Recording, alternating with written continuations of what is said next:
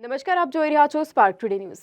વડોદરામાં કલાનુભૂતિ દ્વારા faculty of performing arts અને ટીમ વડોદરા દ્વારા કલાનગરીના નગરજનો માટે વિશેષ કાર્યક્રમ શરૂ કરવામાં આવ્યો, જે અંતર્ગત ગઈકાલે મેઘધનુષ બેન્ડના કલાકારો કરણ પટેલ, પ્રિયસ મહેતા, જૈનમ મોદી, ઈશરત કલાવંત અને ઉજ્જવલ ઋષિ દ્વારા ગુજરાતી અને હિન્દી ગીતોને નવી રીતથી રજૂ કરી વડોદરાના નગરજનોને મંત્રમુગ્ધ કરી ડોલાવ્યા હતા.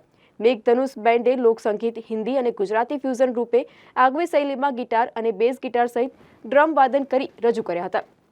4 કલતરણ કલાકારો ગિટાર વગાડતા ગીતો ગાઈ અને મોજ કરાવી હતી.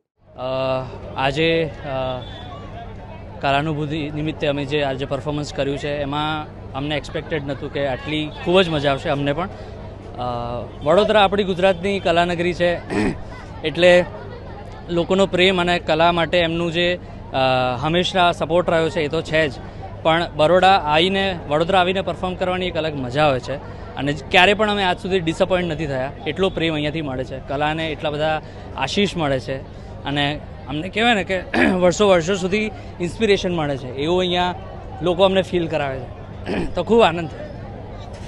કયા પ્રકારના ગીતો લોકોને વધારે ગમે અહીંયા?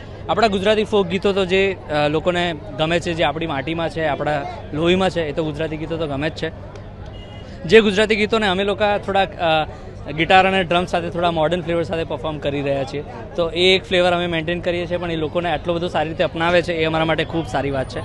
અને એ સાથે અમારા પોતાના બનાવેલા જે ગીતો છે, ઓરિજિનલ ગીતો, જે અમુક ફિલ્મના ગીતો અમે બનાવ્યા છે, એ બધા ગીતોને પણ લોકોએ ખૂબ પ્રેમ આપ્યો છે, તો એના માટે પણ અમે ખૂબ આભારી છીએ. આપનું નામ? કરણ પટેલ, મેઘધનુષ બેન્ડ.